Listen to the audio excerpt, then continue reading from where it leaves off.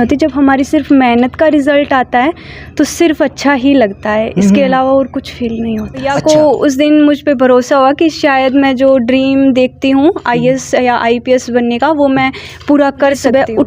जल्दी उठने में प्रॉब्लम होती थी, बिकॉज अगर मैं सुबह जल्दी उठती थी तो उससे पूरा दिन मेरा सर दर्द होता था। स्कूल के अंदर जो टीचर्स करवाते थे, जो वो बस कंसंट्रेट होके पढ़ना होता था। बहुत सपोर्ट किया।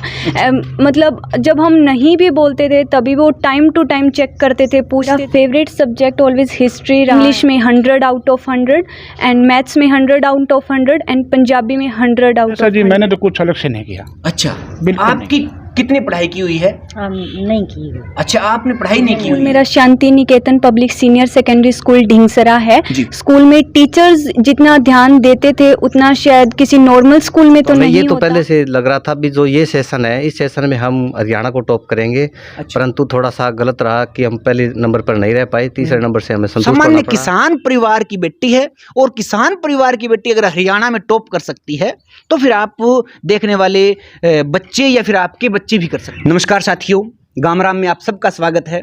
और आज हम पहुंचे हैं गांव बनगाम, जिला फतेहाबाद। और आज जिस बेटी के साथ हम हैं उसका नाम खुशबू पिलानिया है।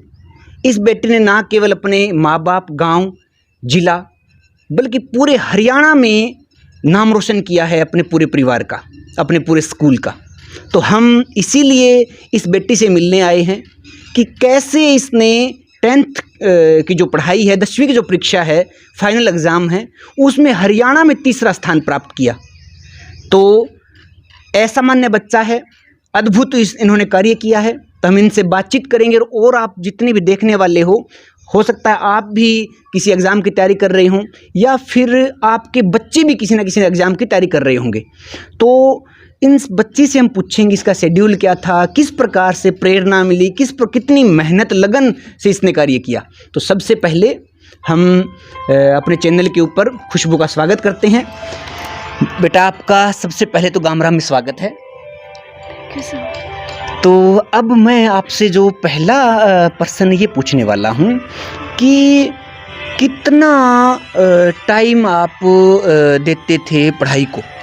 सर ज़्यादा तो नहीं, पर 5 या 6 घंटे तो दिन के देने ही पड़ते थे। वो भी स्कूल से अलग। स्कूल में जो वक्त होता था उसके बाद भी 5 या 6 घंटे लगते ही थे, वो भी कम से कम होते थे। और मतलब वो हरियाणा में टॉप 3 में आना, कैसी अनुभूति, कैसी फीलिंग आ रही है? सर, जब हम अपनी मेहनत से कुछ अचीव करते हैं तो उसकी कुछ अलग फीलिंग नहीं होती। जब हमारी सिर्फ मेहनत का रिजल्ट आता है तो सिर्फ अच्छा ही लगता है, इसके अलावा और कुछ फील नहीं होता। अच्छा, मतलब आपने जो मेहनत की उसका परिणाम ये आया। और ये ही एक अच्छे बच्चे का या फिर जिसका मेंटल लेवल इस लेवल का हो कि वो पूरे हरियाणा के बच्चों में टॉप 3 में आए, इस बच्ची ने जो उत्तर दिया वो यही हो सकता है कि मेहनत का जो हमें फल मिलता है उसमें बहुत कोई खुशी होना या बहुत गम की स्थिति में आने वाली, अगर इसी प्रकार के मेंटल लेवल के जो बच्चे होते हैं, बहुत गम में दुखी नहीं होते हैं और बहुत खुशी में भी बहुत खुशी में पागल नहीं होते हैं। तो बहुत अच्छा जवाब दिया। दूसरा बेटा, एक बात और मैं आपसे पूछना चाहूँगा कि पहले परीक्षा परिणाम आया तब आपके कितने नंबर आए थे और बाद में ये किस प्रकार से आपको तीसरा स्थान हरियाणा में मिला? सर, पहले जब रिज़ल्ट आया था उसमें मुझे 492 मार्क्स आए थे, जिसके अंदर जब मैंने मेरा रिज़ल्ट चेक किया तो मैंने सभी सब्जेक्ट्स में देखा तो साइंस में मेरे 55 मार्क्स थे आउट ऑफ 60। तो तब मुझे लगा कि मेरे मार्क्स कम हैं, जैसा कि मैंने मेरी आंसर शीट को अटेम्प्ट किया था, जैसे मैंने आंसर दिए थे, जैसी मेरी प्रिपरेशन थी, उसके अकॉर्डिंग वो मार्क्स कम थे, इसलिए मैंने रीवैल्यूएशन का फॉर्म भरा। फिर कितने नंबर बढ़े? फिर सर मेरे 4 नंबर बढ़े। अच्छा। और फिर वो 55 से स्कोर 59 हो गया। जी, टोटल कितना हो गया? Total 496 sir. ओके। हाँ जी सर। पहले आपके 92 थे और उसके बाद 96 हो गए। हाँ और आप हरियाणा में तीसरे स्थान पर आ गए। हाँ जी सर। ठीक है, तो ये जब रिजल्ट आया तो किसने रिजल्ट देखा और कब पता चला कि आपकी हरियाणा में तीसरी पोजीशन आई है? एक्चुअली सर जब रिज़ल्ट आए को शायद 1 या 2 दिन हो चुके थे, तब भी मैंने रिज़ल्ट चेक नहीं किया था। स्कूल में मुझे बहादुर सर ने ही कहा था कि रिज़ल्ट आ चुका है, आपको आपने चेक किया कि नहीं किया।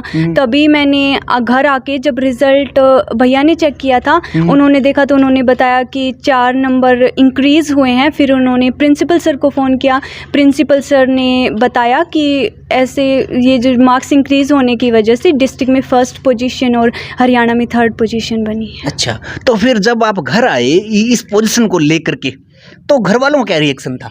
घर वाले बहुत ही खुश थे, पापा मम्मी भैया सब बहुत ही प्राउड फील कर रहे थे, वो बहुत खुश थे, मतलब अच्छा। उन्हें बहुत अच्छा तो लगा। आपको ये देख के अच्छा लगा भी कोई हमारा जो परिवार है वो मेरी वजह से बड़ा खुश है आज? मुझे बहुत अच्छा लगा। उस दिन सबको बहुत ज़्यादा प्राउड फील हो रहा था।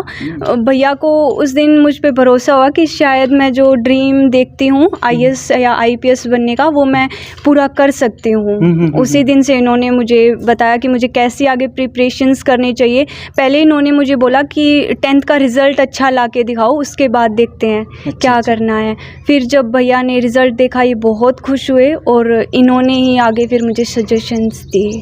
अच्छा, तो बेटी ने ये भी बताया है कि जो इसने एक मन में सपना पाला हुआ है कि सिविल सर्विस की तरफ जाना है, हमें IAS या IPS की तरफ इस बच्ची को जाना है, तो उसी रास्ते पे बिल्कुल चल रही है। शेड्यूल क्या है आपका सुबह उठने से लेकर शाम तक का? सर सुबह उठने का शेड्यूल तो मुझे सुबह उठने में जल्दी उठने में प्रॉब्लम होती थी, बिकॉज़ अगर मैं सुबह जल्दी उठती थी तो उससे पूरा दिन मेरा सर दर्द होता था। तो मैंने सुबह तो मैं 6 बजे से पहले तो शायद नहीं उठती थी, ज़्यादा से ज़्यादा 5:30, बस इससे पहले नहीं उठी। सुबह बस फ्रेश होके स्कूल जाना होता था। स्कूल के अंदर जो टीचर्स करवाते थे जो, वो बस कंसंट्रेट होके पढ़ना होता था। उसके बाद घर आके उसी की रिविजन्स लेनी होती थी, उन्हीं टॉपिक्स को बार बार क्लियर करना होता था। 2 से 3 बार उनके मैंने जैसे जैसे रिवीजन किए, उनके नोट्स बनाए। तो जब तक एग्ज़ाम्स आए, एग्ज़ाम फेयर भी बिल्कुल ख़त्म हो गया था, क्योंकि ऐसा एक कॉन्फिडेंस बनने लगा था कि अब सब कुछ शायद समझ आ रहा है। मतलब लास्ट तक ऐसा नहीं होता था, लगता था कि शायद कैसे होगा, प्रॉब्लम्स भी थी बट फिर भी हो गया। अच्छा, स्कूल के अलावा आपने घर पे कितना टाइम आप स्टडी को दे रहे हो? घर पे मैंने 5 या 6 घंटे कम से कम दिए थे।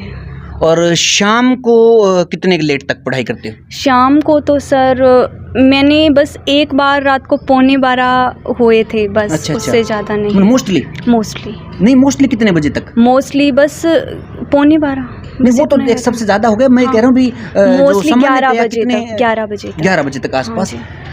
तो ये जो एक बात कही है ना, हम बच्चों पे कई बार क्या होता है, पेरेंट्स भी ज़्यादा दबाव बना देते हैं कि आप सुबह 4 बजे उठ के पढ़िए, रात को आप 11 बजे तक पढ़िए। तो इस बच्ची ने जो पोजीशन हासिल की है और ये कह रही है कि सुबह रिलैक्स होके, जब इसका उठने का है 6 बजे के आसपास, तब उठी है, रात को भी ज़्यादा लेट तक नहीं जागी है, टाइम से सोई है, सुबह भी टाइम से, जो इसको एक कंफर्टेबल जोन होता है बच्चे का उठने का, उसी में ही उठी है। इसके अलावा जो इसने शब्द कहा कि वहाँ हम कंसंट्रेट होकर के क्लास में या टीचर जो पढ़ा रहा है वो बात अगर हम पढ़ते हैं तो फिर चीज़ें ज़्यादा आसान हो जाती है। आपका स्कूल कौन सा है? स्कूल और टीचर्स के बारे में आप क्या कहोगे? सर स्कूल मेरा Shanti Niketan public senior secondary school Dhingsara है। स्कूल में टीचर्स जितना ध्यान देते थे उतना शायद किसी नॉर्मल स्कूल में तो नहीं होता। टीचर्स ने इतना किया जितना कि घर पे पेरेंट्स भी नहीं शायद कर पाते, उतना इन्होंने किया। घर से इतना सपोर्ट मिला, टीचर्स ने बहुत सपोर्ट किया। मतलब जब हम नहीं भी बोलते थे तभी वो टाइम टू टाइम चेक करते थे, पूछते थे कोई प्रॉब्लम तो नहीं है, कहीं कोई प्रॉब्लम तो नहीं आ रही है, कोई कुछ जानना है, कुछ और पूछना है तो बता दीजिए। सिलेबस से एक्स्ट्रा चीज़ें भी हमें करवाई गई। प्रिंसिपल सर टाइम टाइम पर मोटिवेट करते रहे हैं, तो बस यही था। अच्छा, आपका क्योंकि 10th में थे, फेवरेट सब्जेक्ट कौन सा? मेरा फेवरेट सब्जेक्ट ऑलवेज हिस्ट्री रहा है। अच्छा, ऐसा अभी? हाँ जी सर। जी, 10th में तक तो जो हमारे SS है वही होगा? हाँ सर, उसमें भी हिस्ट्री ही पसंद आता था मुझे ज़्यादातर। तो आपने क्या क्या मार्क्स क्या रहे हैं आपके सब्जेक्ट्स से, थोड़े वो बता दीजिए। मेरे सब्जेक्ट्स में मेरे हिंदी में 95 आउट ऑफ 100, साइंस में 99 आउट ऑफ 100, इंग्लिश में 100 आउट ऑफ 100 एंड मैथ्स में 100 आउट ऑफ 100 एंड पंजाबी में 100 आउट ऑफ 100 एंड SST में 97 आउट ऑफ 100। ओके, तो बच्चे ने बड़े खुल के बात की, सारी चीज़ें इन्होंने बताई। तो अभी खुशबू के पिताजी हैं मेरे साथ, तो राममूर्ति पिलानिया जी, इनसे भी हम बातचीत करते हैं कि घर का माहौल इन्होंने बच्चे के लिए कैसा बनाया, या फिर हम ये कहेंगे कि एक परिवार के पेरेंट्स जो हैं, माँ बाप जो हैं, वो बच्चे को किस प्रकार से एक माहौल दे सकते हैं। राम राम राममूर्ति जी। राम राम जी। अच्छा जी, तो मैं आपसे ये पूछना चाहूँगा कि आपको कब से लगा था कि बच्ची हमारी इस लेवल पे हरियाणा में टॉप करने वाली है, या कब इसकी प्रतिभा का आपको पता चला? ये तो शुरू से ही पता था। अच्छा जी। इसके जन्म से ही पता था। अच्छा था, ये बात। जो छोटी थी हाँ जी, तब भी इसका व्यवहार ऐसा ही था। बिल्कुल। तो मतलब अभी बच्ची ने 10वीं में किया, तो आपने स्कूल में जाके कभी चेक वगैरह किया? नहीं जी, कभी नहीं किया। अच्छा। कोई 1-2 बार गया था, हाँ हाँ। तो पहले नहीं गया कभी। तो और जो क्लासेस 10वीं के अलावा उसका परफॉर्मेंस कैसा रहता था? अच्छा रहता पहले भी। अच्छा। हाँ।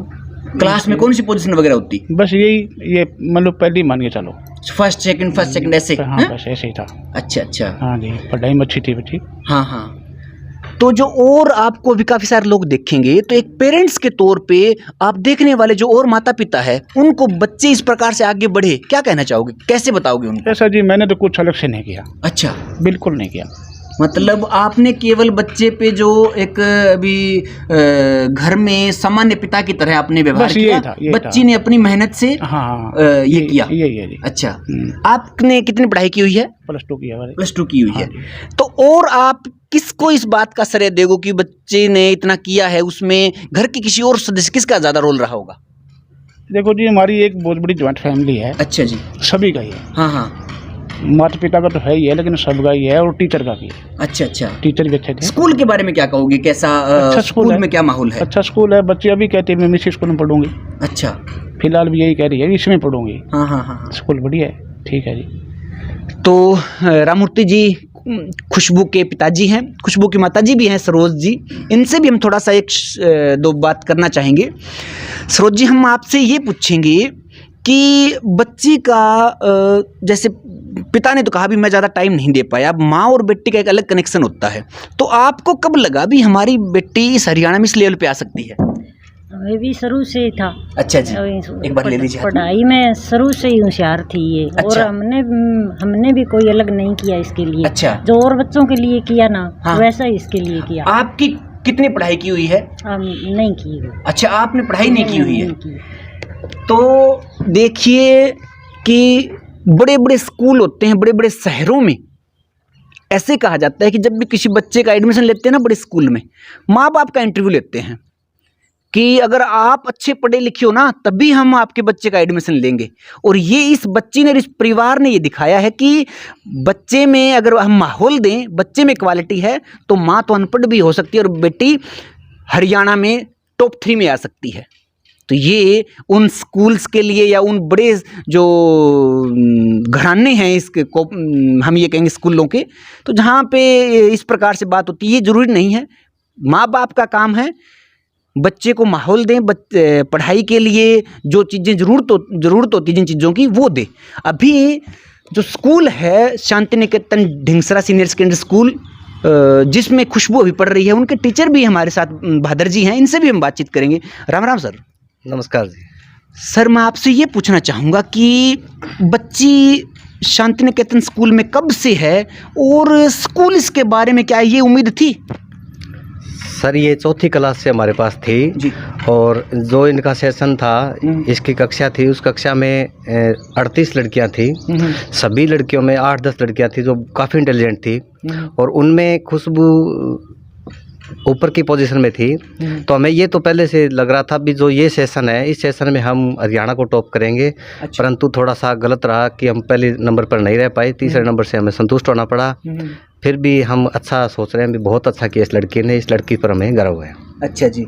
तो और जो क्लासेस गई है इसकी, जैसे पेरेंट्स से भी मैंने बातचीत की थी, उसमें परफॉर्मेंस कैसे रहती थी इसकी, जो जैसे 9th 8th 7th 6th इसमें? उसमें ये प्रथम या दूसरे नंबर पर रहती थी जी। अच्छा अच्छा। हमेशा से इंटेलिजेंट लड़की थी, जो टीचर पढ़ाते थे उनको भी पसीना आता व्यवहार था। कैसा था स्कूल में, व्यवहार कैसा है? इसका व्यवहार बहुत अच्छा जी, कभी ज़्यादा नहीं बोलती, किसी के साथ को ज़्यादा बातचीत नहीं करती, आगे बैठती बेंच पर, हाँ। हमेशा अपने कार्य में संलग्न रहती थी, किसी के साथ ज़्यादा बातचीत नहीं करती थी। एक टीचर होने के नाते आपसे मैं पूछना चाहूँगा कि एक जो आदर्श विद्यार्थी है उसमें किस प्रकार के गुण हों? आदर्श विद्यार्थी में तो यही गुण होने चाहिए जी, जो हमारे बीच खुशबू के अंदर हैं। हाँ हाँ। वो कभी ज़्यादा बातचीत नहीं करती, न ज़्यादा कोई वॉशरूम पानी के लिए इधर उधर घूमना, न किसी कैंटीन पर जाना या ऑफिस में चक्कर लगाना, टीचर्स की किसी बात की अच्छे शिकायत से करना। सुन- हाँ, जो काम इसको देते थे स्कूल में, जो बोर्ड पर टीचर करवाते थे, उसको पूरी लगन के साथ देखती थी, पर समझती थी। हाँ। अगर समझ में नहीं आता तो टीचर से बार बार पूछ करके उसको हल करती थी। स्कूल क्या इन जैसे टॉपर बच्चों के लिए एक्स्ट्रा क्लासेस या कुछ अलग चीजें भी करता है भी, ताकि ये बच्चे जिनका लेवल है वो और ऊपर उठ सके? ये तो हम हर साल ही करते हैं जी। वैसे शाम को छुट्टी होने के बाद सभी बच्चों को मौका देते हैं, लेकिन कुछ एक बच्चे ऐसे होते हैं जो स्वयं को धोखा देने वाले, वो चले जाते हैं। बाकी इंटेलिजेंट बच्चे हैं वो रुकते हैं हमारे पास, और हम सर्दी के टाइम में शाम को 6 बजे तक क्लासें लगाते हैं। अच्छा, तो अभी हम बनगांव में जो हमारी हरियाणा की बेटी कहेंगे हम, खुशबू पिलानिया के साथ हैं, पूरे परिवार के साथ हैं। बेटी से बात की, उनके पिता से बात की, उनकी मम्मी से बात की, उनके टीचर से बात की, और इनकी बड़ी माँ भी है, तो उनसे भी हम ये पूछेंगे कि आप क्या कहना चाहोगे खुशबू की इस जो इन्होंने हरियाणा में 3रा स्थान प्राप्त किया, इसके बारे में? बढ़िया कही। अच्छा जी, आपको उम्मीद थी भी ऐसा करेगी बच्ची? हाँ, तो ये थी। अच्छा अच्छा, चलो इनके भाई भी है इनके। हाँ, एक बार आप खड़े हो जाइए। क्या कहना चाहोगे बच्ची के बारे में? अभी आपके बारे में खुशबू कह भी रही थी कि मेरा पहले से सपना था कि IPS या IAS बनूं, तो घर वाले थोड़ा शक कर रहे थे। अब उनको अब भी कैसा फील कर रहे हो? जैसे मैं उनका रिजल्ट का पता चला, ये बहुत अच्छा रिजल्ट आया है, मैं बहुत खुशी हुई इनके बारे जैसा देख के, रिजल्ट देख के। अच्छा, इसीलिए हम इसके आगे भी मोटिवेट करेंगे कि लगातार अपनी पढ़ाई अच्छे से जारी रखे। और अब आपको लग रहा है कि जो इसका सपना है IPS या IAS बनने का, प्राप्त कर लेगी? हाँ बिल्कुल प्राप्त कर लेगी, आसानी से प्राप्त कर लेगी, कोई दिक्कत नहीं है। अच्छा। उसको पूरा सपोर्ट करेंगे पीछे से, आगे इसके टीचर हैं ही, कोई दिक्कत वाली बात नहीं है, आसानी से प्राप्त कर लेगी। तो अभी इनके बड़े भाई इन्होंने भी ये बात रखी है कि बेटी के जो सपना है उसको हम विश्वास तो था पहले, पर ये जो एक इसने प्रूफ दिया है कि भी मैं कर सकती हूँ, तो अब पूरा परिवार इसी दिशा में आगे बढ़ेगा। और जितने भी बच्चे आप देखने वाले हो, एक सामान्य परिवार से बच्ची है। पिताजी आप क्या काम करते हो रामूर्ति जी? ये खेती बाड़ी करते हैं। खेती बाड़ी करते हो। सामान्य किसान परिवार की बेटी है, और किसान परिवार की बेटी अगर हरियाणा में टॉप कर सकती है, तो फिर आप देखने वाले बच्चे या फिर आपके बच्चे भी कर सकते हैं। तो यही एक आज की जो मोटिवेशनल स्टोरी थी खुशबू पिलानिया की, ये हमने आप तक रखी है। और भी हम मुद्दों के साथ आपसे बार बार मिलते रहेंगे, समाज से जुड़े हुए अन्य पक्ष भी आपके सामने रखेंगे, दिखाएंगे। तो अगली बार मिलेंगे आपसे फिर दोबारा, तब तक के लिए नमस्कार, धन्यवाद।